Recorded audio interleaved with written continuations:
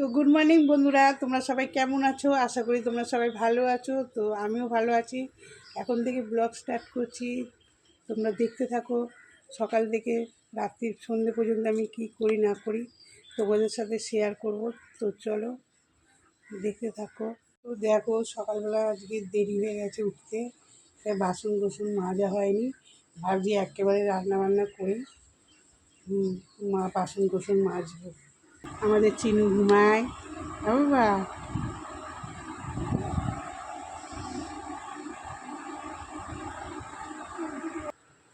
এই দেখো ভাত বসিয়ে দিয়েছি, ফুটছে এখন, সবে ফুট ধরেছে। আর এই দেখো মাছ বরফের ডেলা হয়ে গেছে, এটাকে জলে ভিজিয়ে রেখেছি। এটা হচ্ছে আর মাছ। এই আর মাছটা যে কালকে নিয়ে আনা হচ্ছে, খুব বড় মাছটা ছিল। তো দেখো আর মাছ বানাতে কি কি মশলা লাগবে এগুলো আমি করে নিই।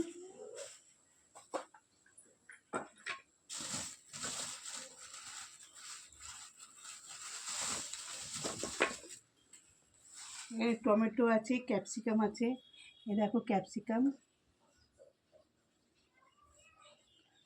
আর এই টমেটো আছে।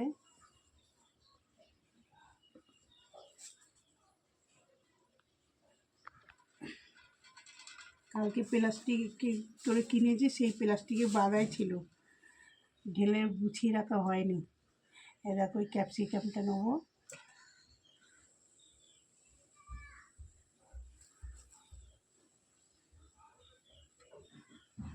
এই একটা টমেটো নেবো।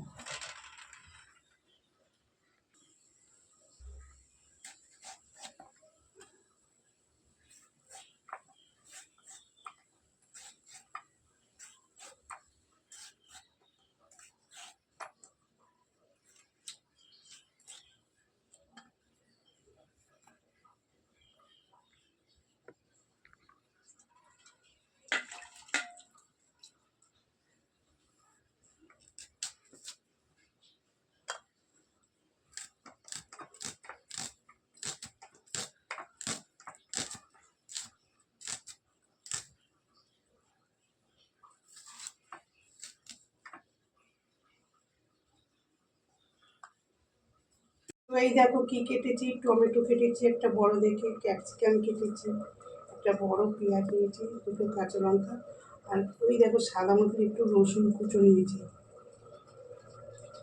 আর মাছে দেওয়ার জন্য। পুরো রেসিপিটা ফার্স্ট থেকে লাস্ট পর্যন্ত দেখবে, আশা করি তোমাদের ভালোই লাগবে। দেখো এই আর মাছগুলো তুলে নিয়েছি, পুরো বরফ ছিল তো ঠান্ডা লাগছিল হাতটা। এই দেখো, এবার মাছটা বসাবো। তো দেখো ভাতটাকে ওইদিকে বসিয়ে দিয়েছি, আর তেলটাও গরম হয়ে গেছে। আর এই যে মাছের নুন হলুদ মাখিয়ে রেখেছি মানে দিয়েছি, এবার মাখাচ্ছে। আর এই মাছ কিন্তু খুব ফাটে, এই মাছটাকে দিয়ে আমি একটু সরে যাব।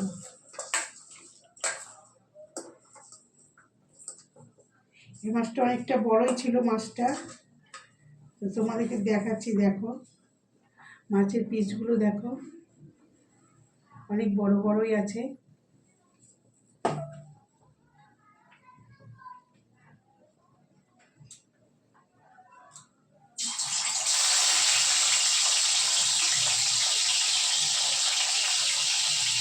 এই দেখো,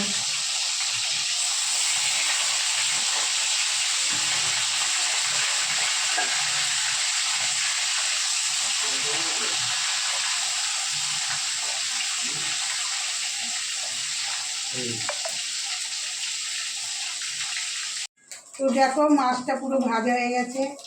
তো তোমাদের একটা জিনিস দেখাচ্ছি, এই চাপা দিয়ে করেছি বলে, নাহলে এই তেলগুলো দেখেছো, এরকম মাছ দিচ্ছি আর চাপা দিচ্ছি, তেল ফেল ছিটিয়ে ভরে গেছে থালার মধ্যে। এটা যদি গায়ে পড়তো পুরে পুরে ফোসকা পড়ে যেত। এই দেখো আমাদের সব মাছগুলো ভাজা হয়ে গেছে, এবারে আমি কারিটা করবো। এ দেখো সাদা জিরে ফোড়ন দিচ্ছি, দুটো কাঁচা লঙ্কা দিচ্ছি, তেজপাতা দিচ্ছি, রসুন কুচানোটা দিচ্ছি,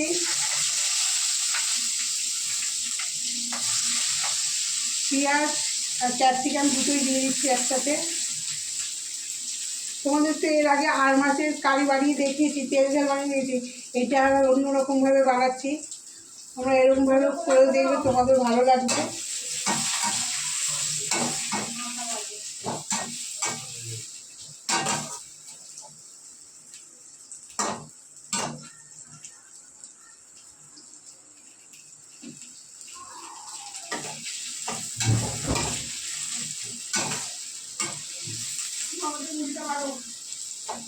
এই যে স্টিলের কড়াই নামিয়েছি, তো এটা মাছ যত অসুবিধা হবে না, ওর জন্য স্টিলের কড়াইটা ব্যবহার করছি। আর এমনি তো সিলভার কড়াইগুলো যে আছে, ওগুলো মাছ দিতে খুব অসুবিধা হয়।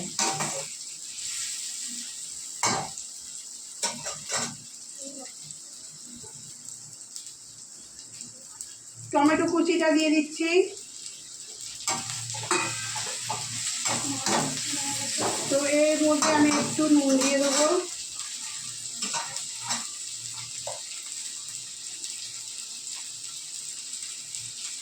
তাড়াতাড়ি করে মরে যাবে।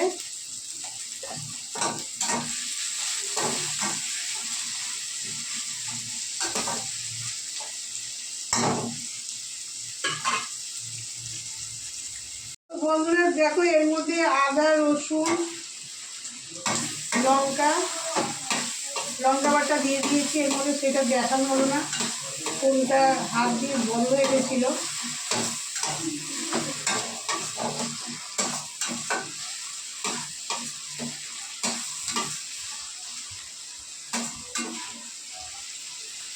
তো এর মধ্যে আমি একটু চিনি দেবো,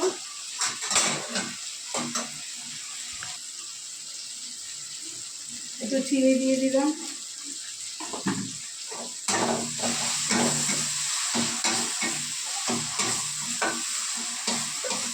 একটু সামান্য জল দেবো।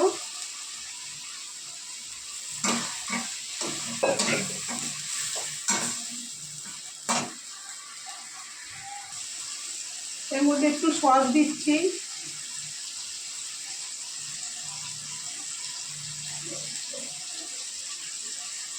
টমেটোর সস।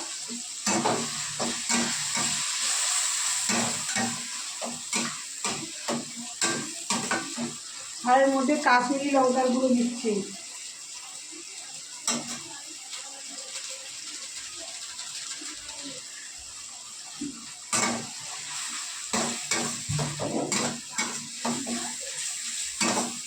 দেখো মশলাটা কিন্তু তেল ছেড়েই দিয়েছে। দেখো এই সসটা দিচ্ছি, একটু ঝাল চিলি সস।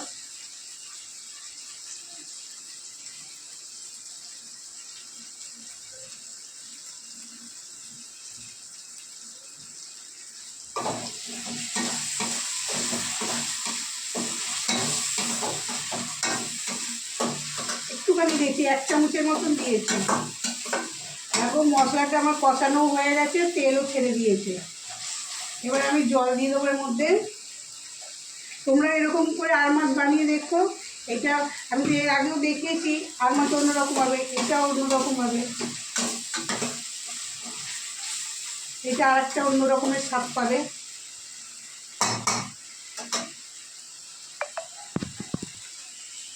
তো আমি এর মধ্যে একটু জল দিয়ে দিচ্ছি।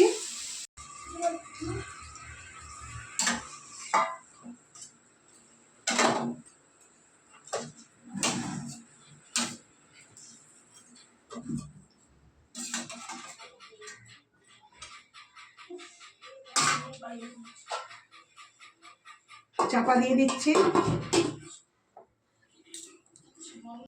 তো দেখো মাছের তরকারিটা হয়ে গেছে। তো এর মধ্যে আমি গরম মশলা গুঁড়ো দিয়ে দেবো একটু।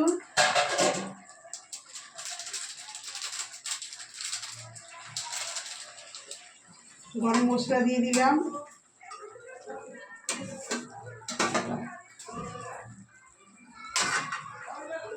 আর এই যে ধনেপাতা ছিটিয়ে দিচ্ছি।